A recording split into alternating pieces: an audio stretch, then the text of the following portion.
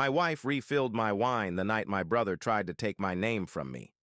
She did it with the same calm hand she used to fasten my tie before charity dinners, funerals, and board meetings that mattered more than they admitted. The room was warm. The candles were low.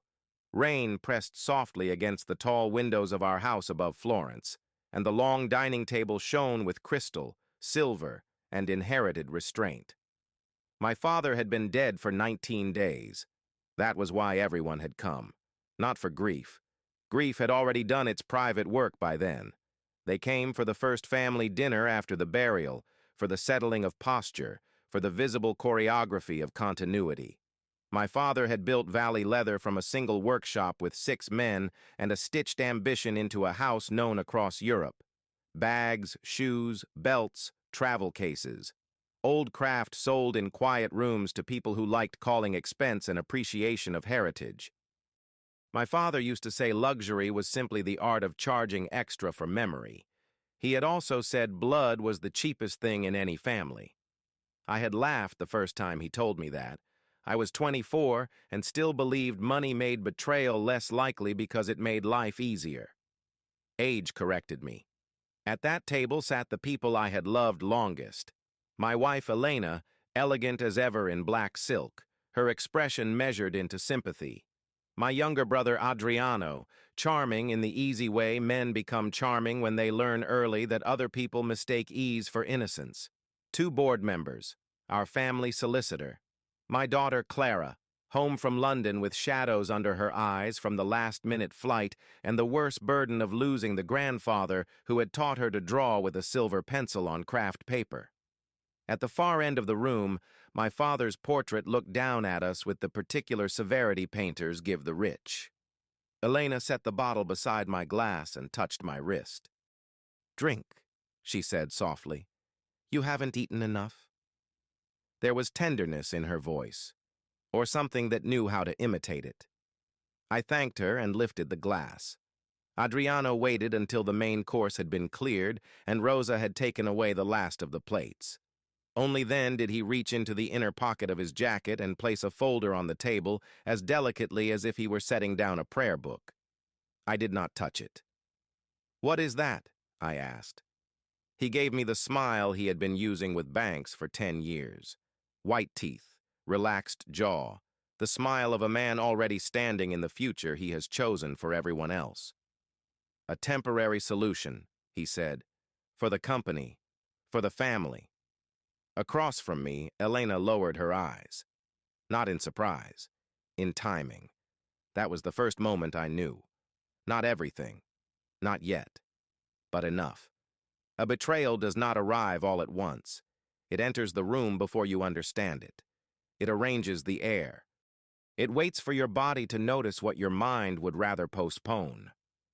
One of the board members, Giulio Ferrante, cleared his throat. He had known my father for 30 years and owed half his career to him. He would not meet my eyes. "Matteo," he said, "there are concerns." "About what?" Adriano pushed the folder an inch closer.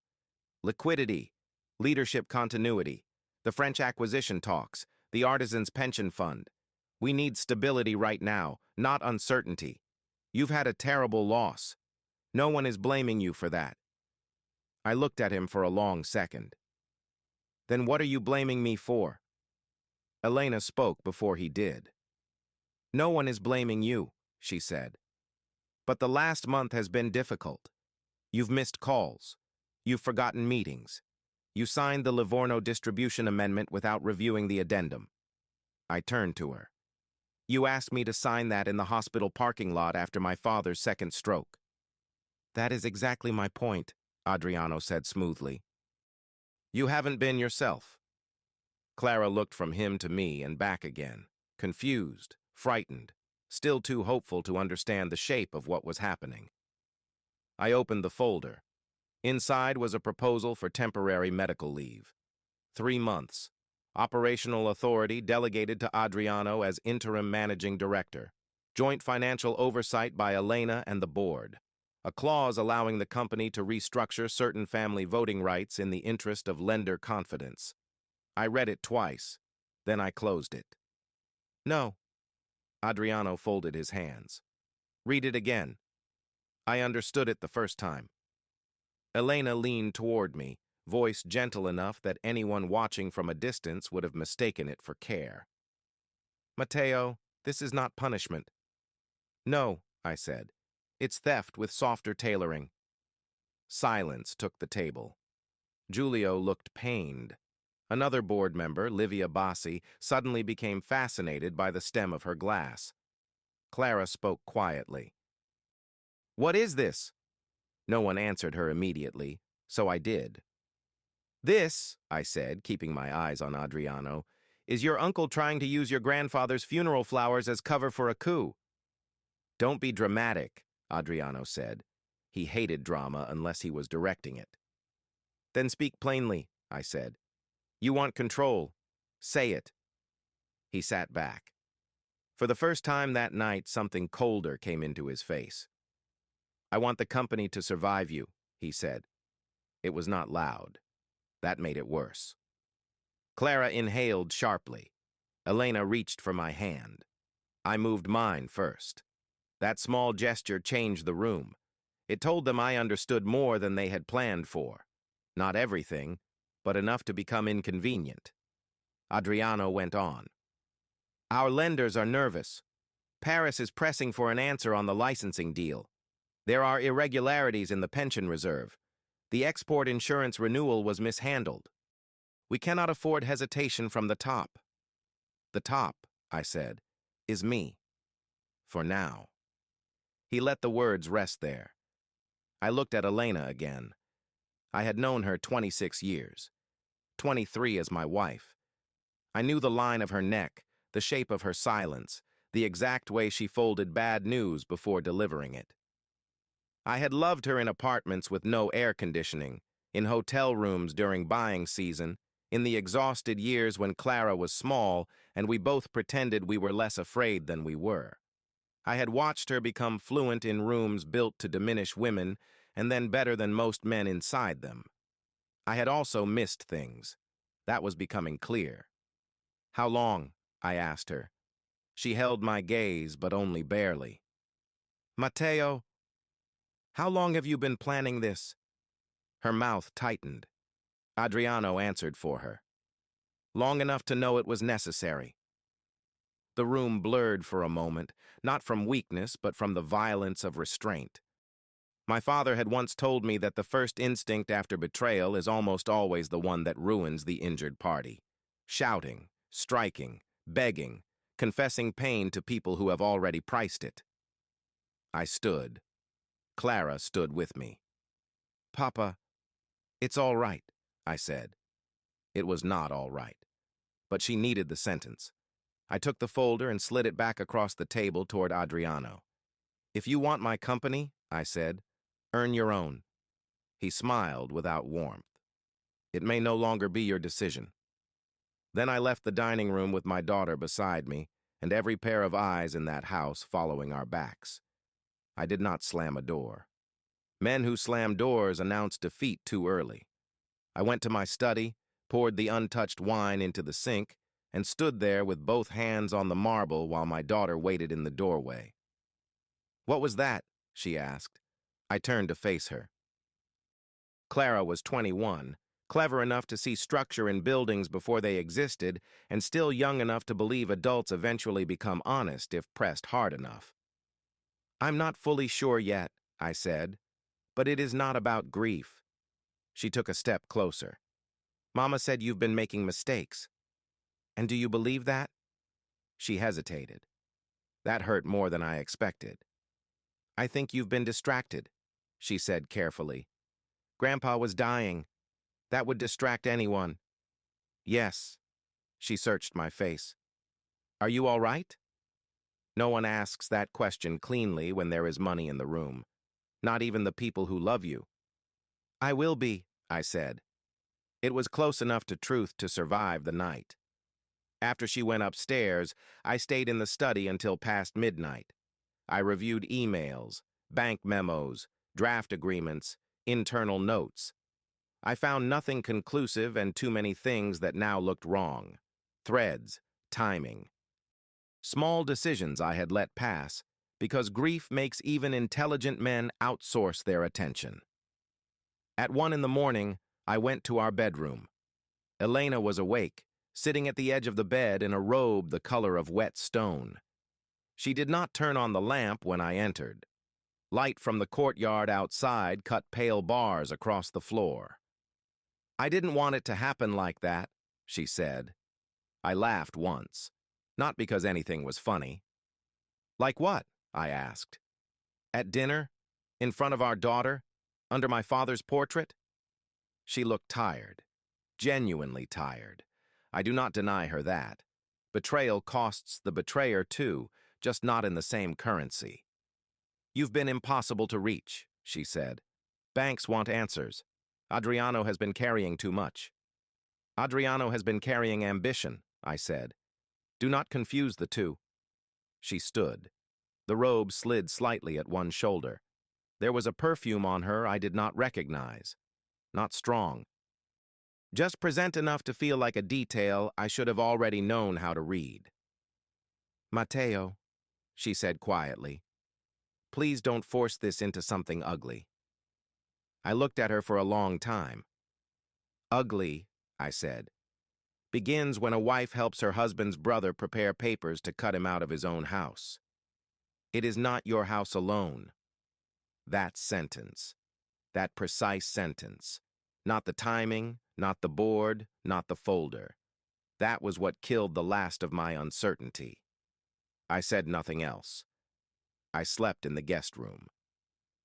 The next morning I woke to rain and absence. Elena had left early for the office. Clara had taken the train to Milan to catch her flight back to London. Rosa brought me coffee and stood there longer than necessary, which in her case meant she wanted to say something. Rosa had worked for my family since before my marriage. She had folded Clara's first baby clothes. She had brought soup to my father after surgery. She knew every secret door in that house and had likely heard things none of us had intended to reveal. "Signore," she said, "you should eat." "Later." She set the tray down. "Then at least drink it while it is hot." I nodded. She did not move. "What is it, Rosa?" Her eyes flicked toward the door, then back to me. "Last night, after dinner, when everyone left the room." I waited. "Madam and your brother stayed behind. Only a minute. Maybe 2. I was in the pantry. I heard him say, 'He knows.'" A strange calm came over me. "And Elena?" I asked. She said, "Not enough." That was the second moment I knew.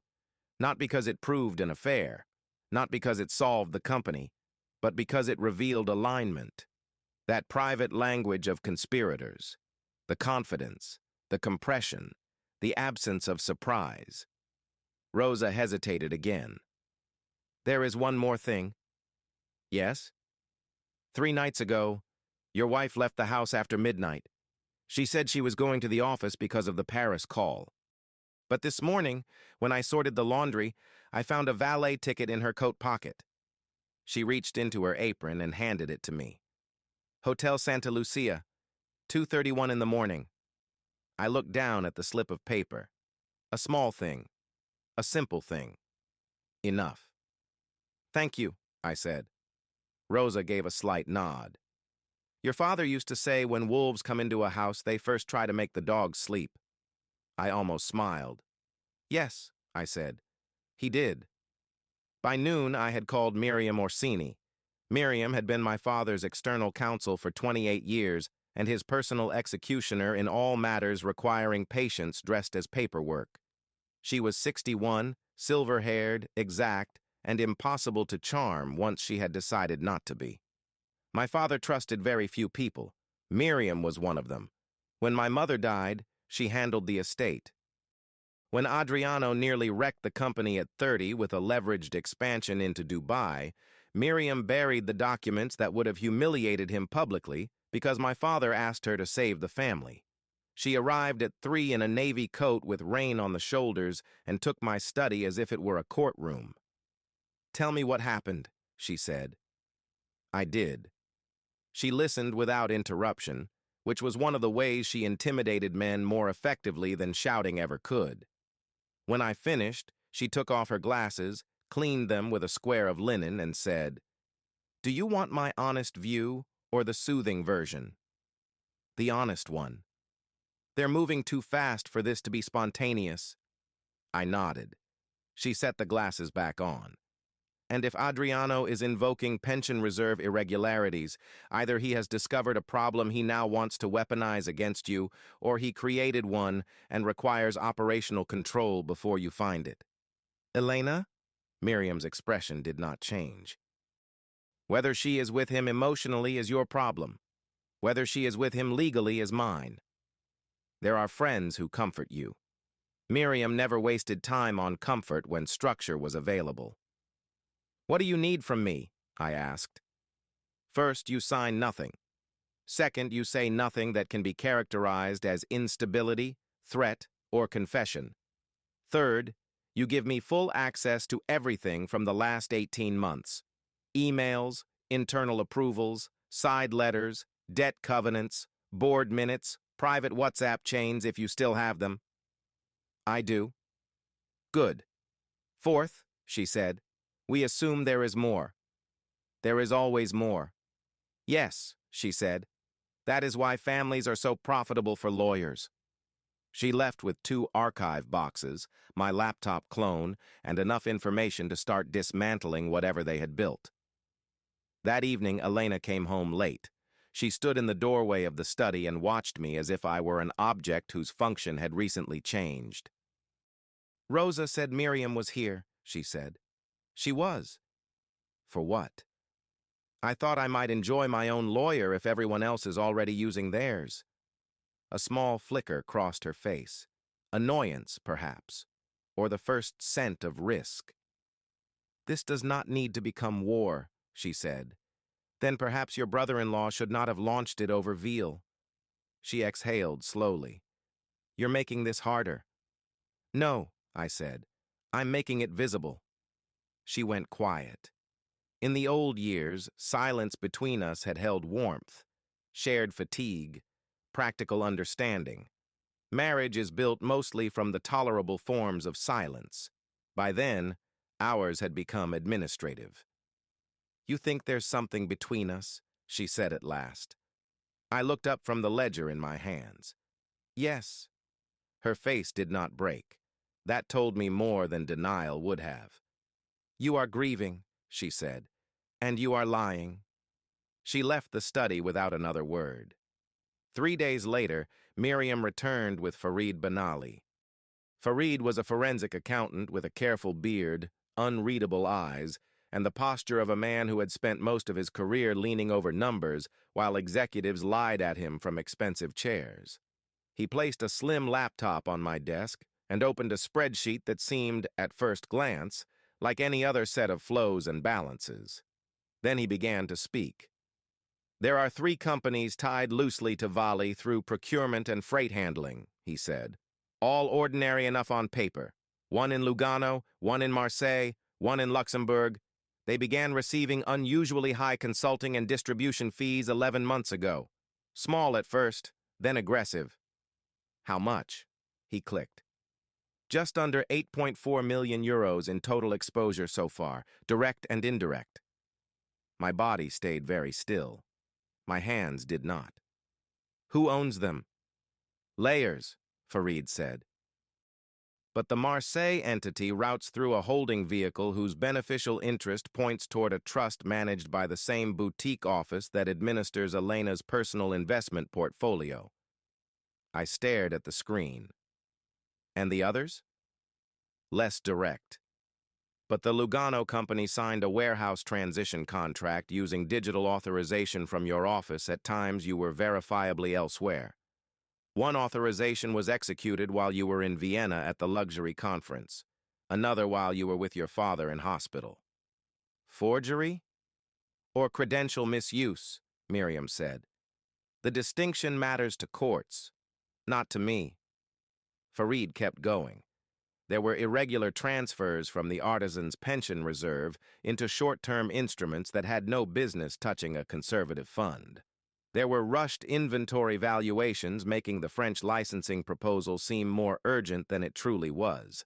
There were insurance collateral documents naming contingent obligations I had never seen. Then he opened one last folder. "This," he said, "is more personal. Hotel Santa Lucia. 4 visits over 5 months. Same suite category, same corporate account masking. 1 guest profile under an assistant's name. The second billed as internal hospitality expense. On 2 nights, Elena's phone location and Adriano's driver logs placed them in the same area at the same times."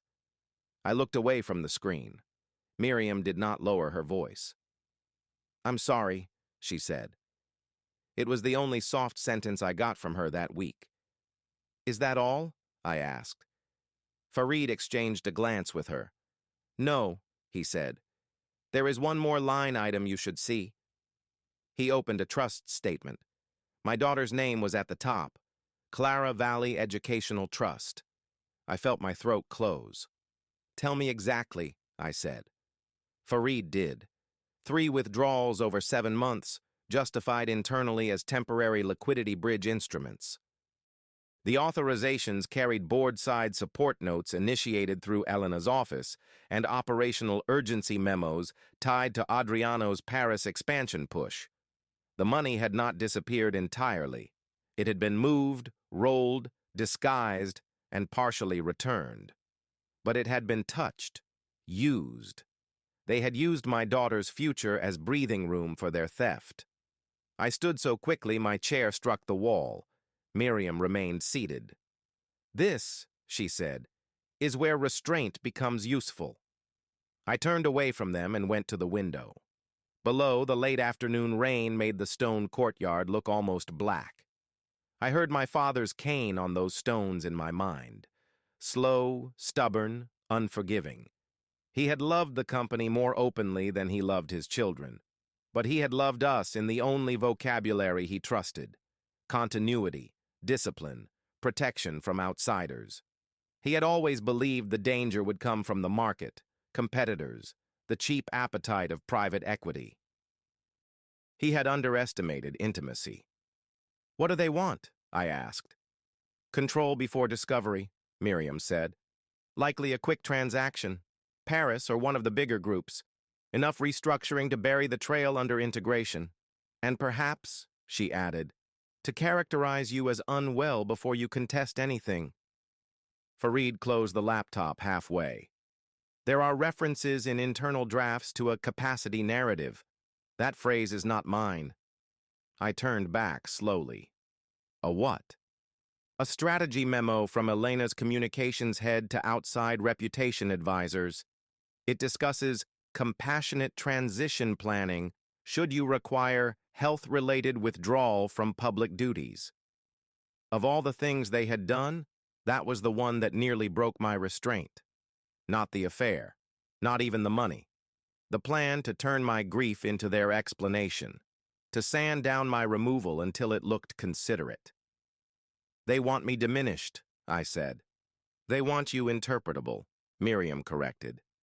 That evening I did something I had not done since my father died. I went into his office at the factory. No one used that room anymore.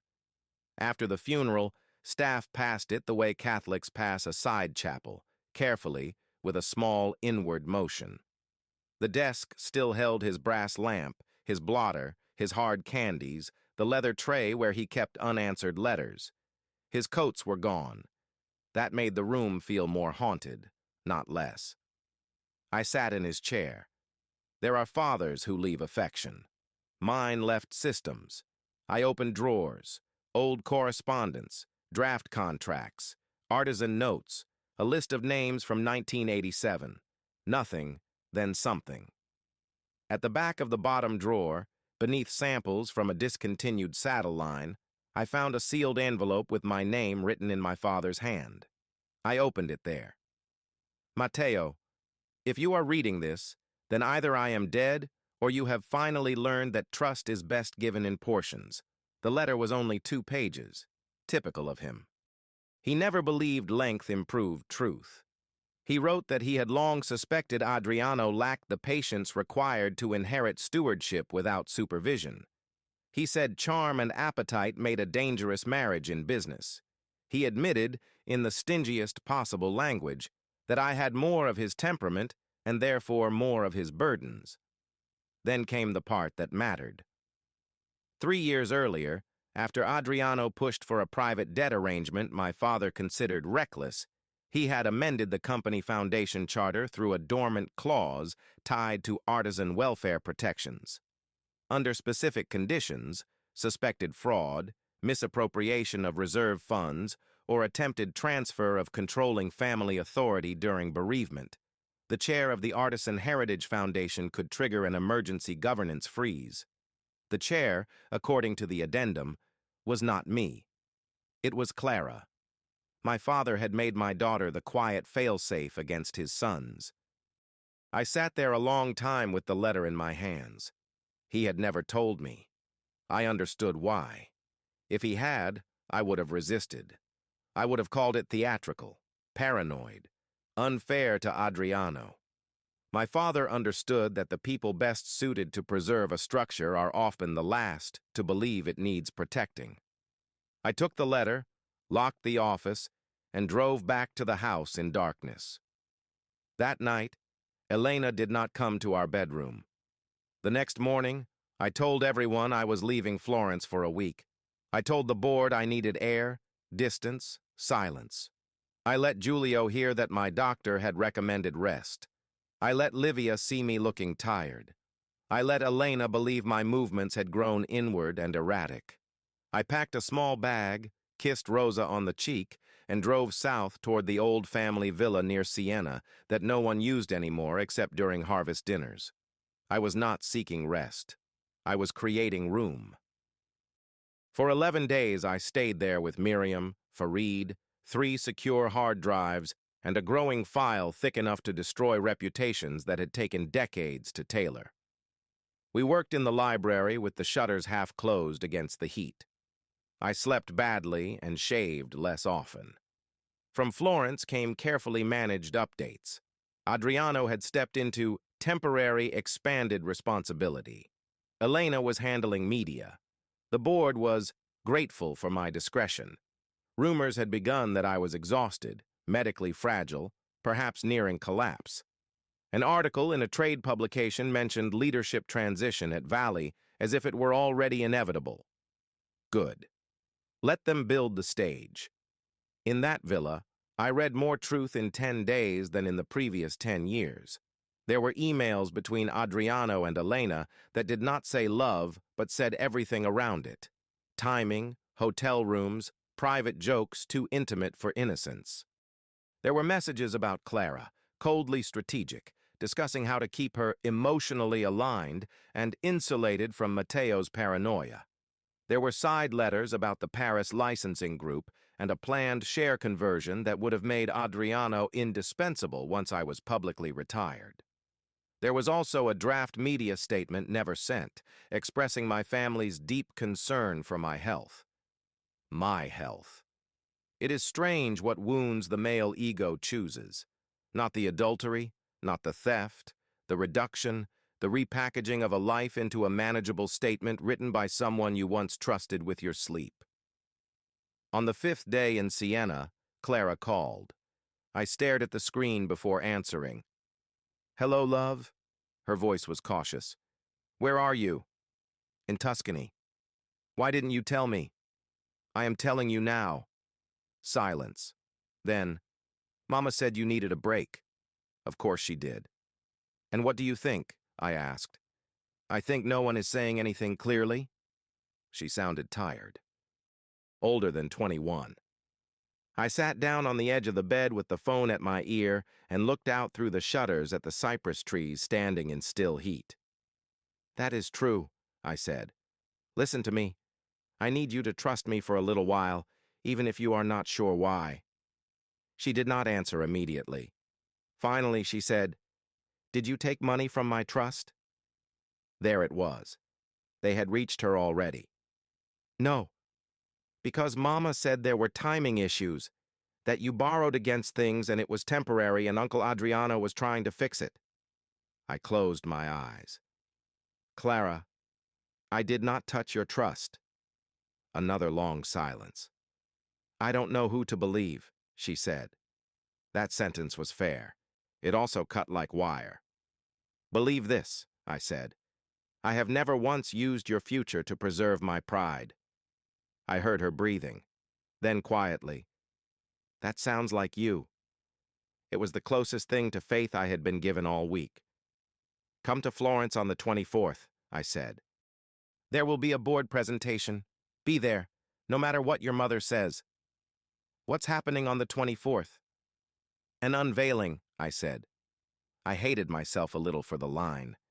It sounded like my father. She came. That is the important part. By then, Adriano had scheduled a special board and investor dinner at the Palazzo Valli showroom during Florence's autumn buying week.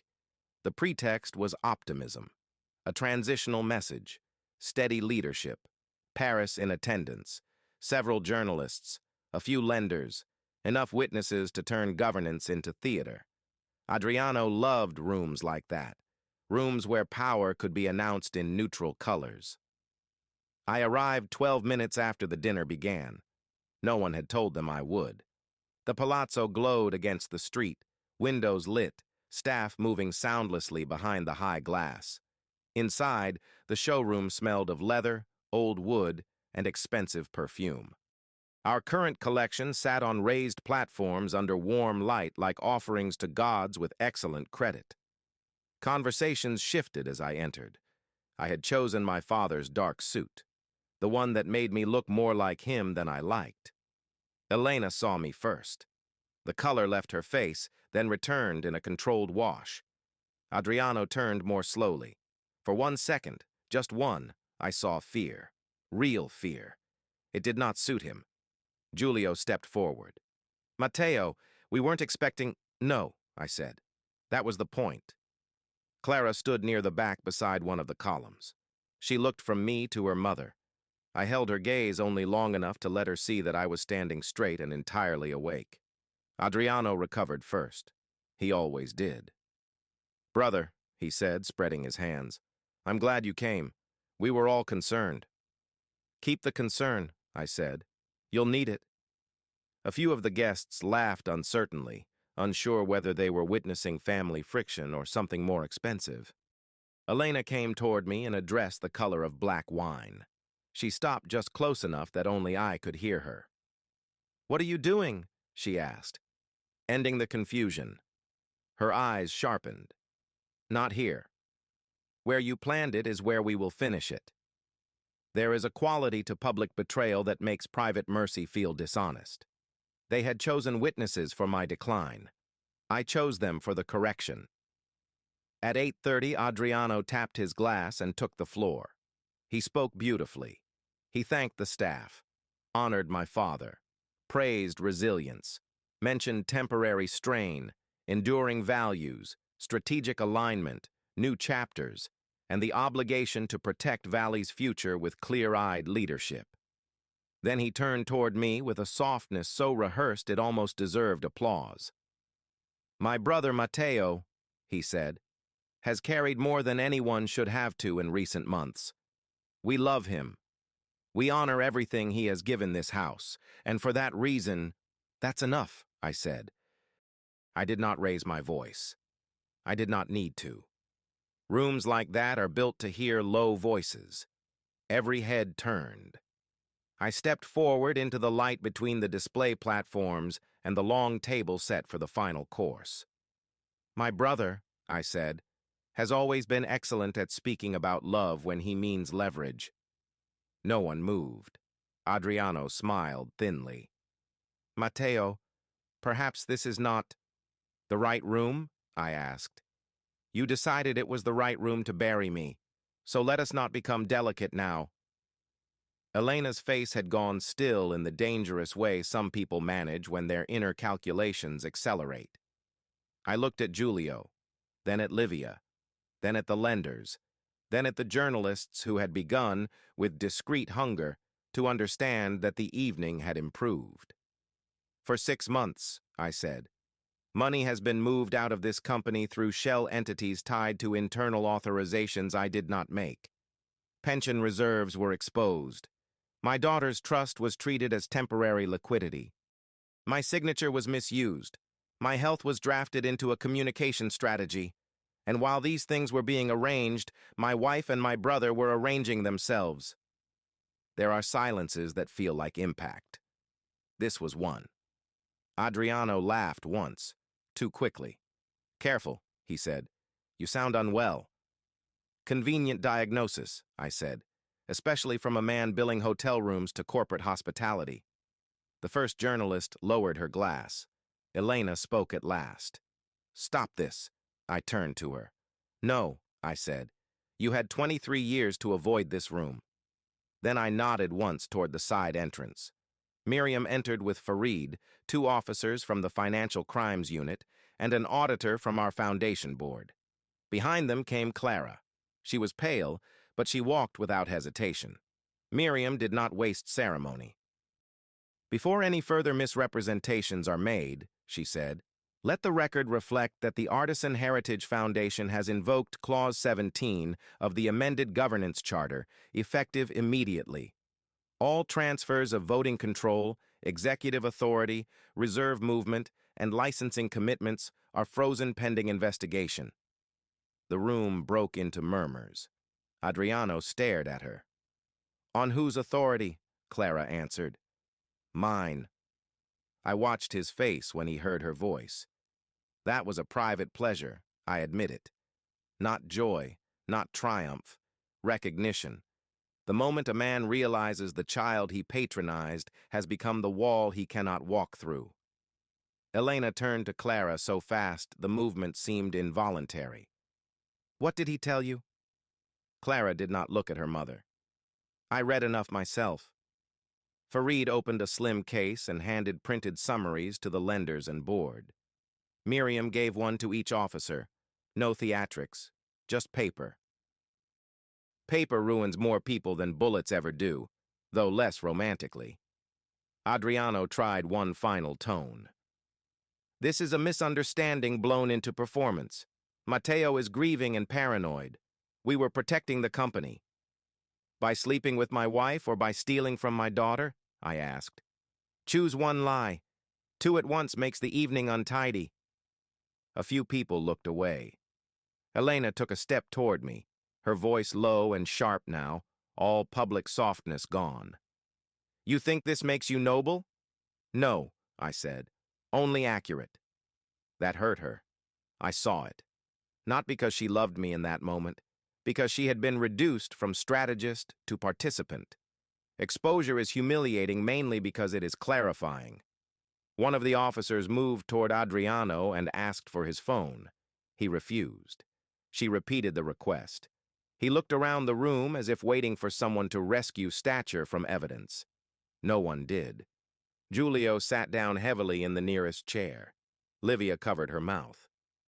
One of the French representatives whispered to his assistant. The dinner dissolved around us without anyone officially ending it. Clara finally looked at her mother. Did you use my trust? She asked. Elena opened her mouth, closed it, opened it again. It was temporary, she said. Clara nodded once.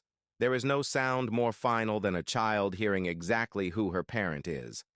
I could have said more then. I had enough. The hotel records, the memos, the internal messages about me, about Clara, about the need to medicate the narrative until it looked compassionate.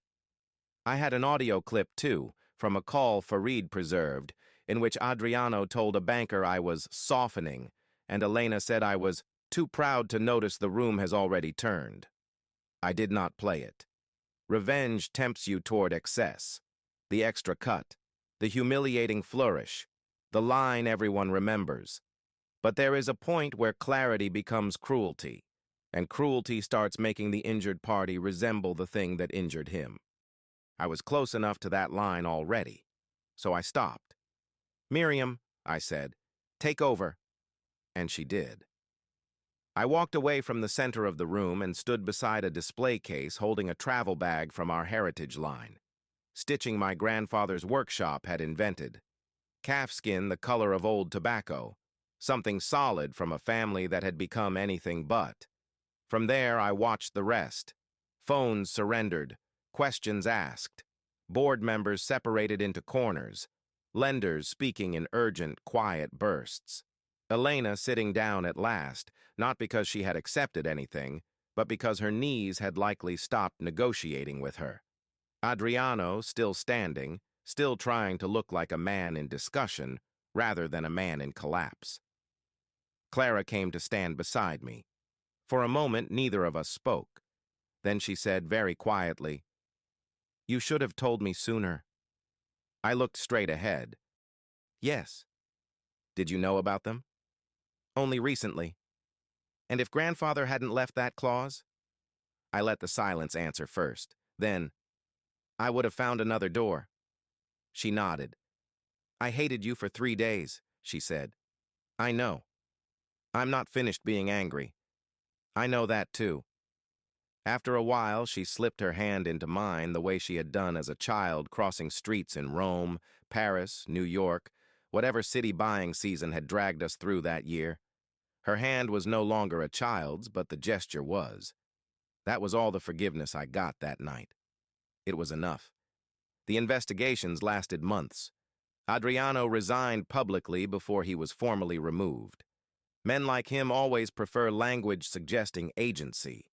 He tried, through counsel, to frame everything as aggressive financial experimentation undertaken under market pressure. It did not hold. Too many records. Too much coordination. Too many lies layered around the same missing money.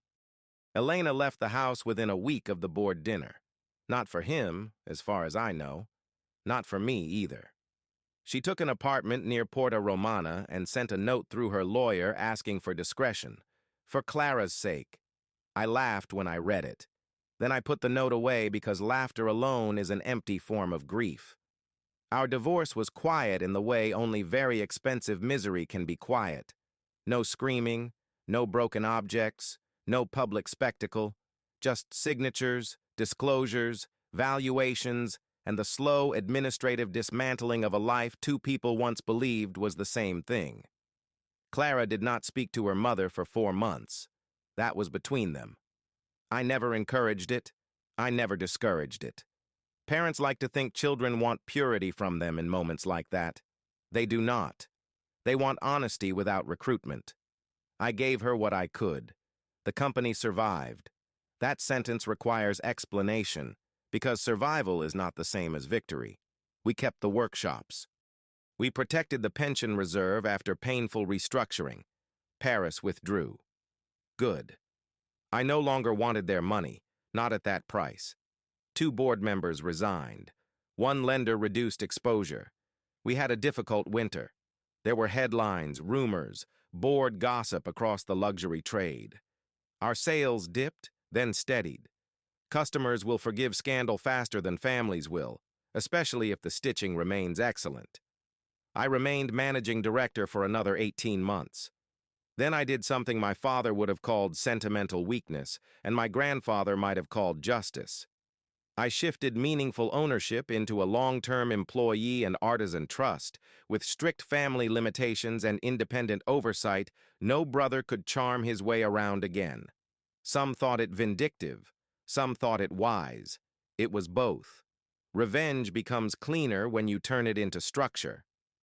As for Adriano, he avoided prison through restitution, asset seizure, and a cooperation arrangement broad enough to humiliate him for years. He moved to Geneva for a time, then perhaps Madrid. I stopped following. Some exiles do their work better when you never look back at them. Elena and I met once, nearly a year later, in a hotel lounge in Milan because Clara asked us to be in the same room before her graduate exhibition. She looked beautiful, older, smaller somehow, though perhaps betrayal only changes the scale at which we see people. We spoke for 27 minutes. Not about love. Love had ceased to be the relevant archive between us. We spoke about Clara, the exhibition, the apartment renovations, her mother's health. At the end, she asked, "Do you hate me?" I considered lying. Age has made me less interested in mercy that serves only comfort. "No," I said. "I know you too well for that." She took that badly, which means she understood it. Hate is still a form of intimacy. What I felt for Elena by then was sadder and colder. I knew the good in her had once been real. I also knew ambition had found the crack in her where tenderness used to live and widened it until almost everything else fell through. That is not absolution. It is only the truth, as I could bear it. Now, 2 years later, I write this from the smaller house outside Fiesole that I bought after the divorce. Olive trees on the slope, stone steps that hold the sun late, a kitchen too modest for entertaining and therefore perfect for eating honestly. Clara comes on Sundays when she is in Italy, sometimes alone, sometimes with a man named David, who restores old cinemas and has the good sense to speak little before coffee. Last week she stood at my window looking down toward Florence, red roofs dissolving into evening, and asked, "When did you decide not to destroy them completely?" I knew what she meant. The audio, the hotel footage, the ugliest messages, the things I never used. I poured more wine into her glass before answering. "The night of the board dinner," I said. There was a moment I could have crossed from ending the lie into enjoying the wound. I knew if I crossed it, I might still win, but I would lose something I wanted to keep. "What?" "Myself," I said. Then, after a moment, "And whatever chance remained that you might still recognize me after it." She leaned against the counter and studied me in the way adult children do when they begin to see their parents as damaged peers rather than monuments. "Did it feel good?" she asked. "Which part?" "Beating them." I looked out at the darkening hills. There are answers people expect in revenge stories. Clean ones, satisfying ones. The line about justice, the line about sleep, the line about finally breathing again. The truth is less elegant. "It felt necessary," I said. For a while, that was enough. She nodded as if she understood, which frightened and relieved me in equal measure.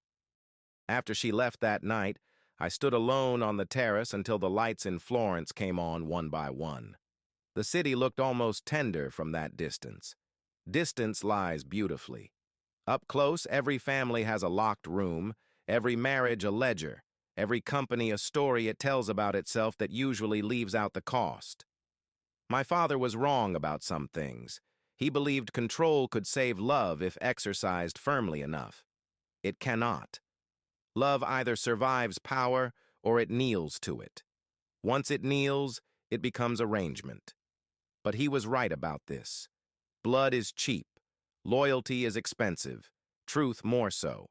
And revenge, when it is done properly, is almost never loud. It is not a slap, not a gun, not a man standing over the ruins of another man's life feeling tall. It is paperwork opened in the right room. A daughter told the truth before anyone can use her. A structure changed, so the same wound cannot be repeated by the next charming coward with family in his mouth and appetite in his hands. I lost my wife. I lost my brother. I lost the last illusion that the house I built around my life was made of anything stronger than trust. But I kept my name. Not the one on the bags.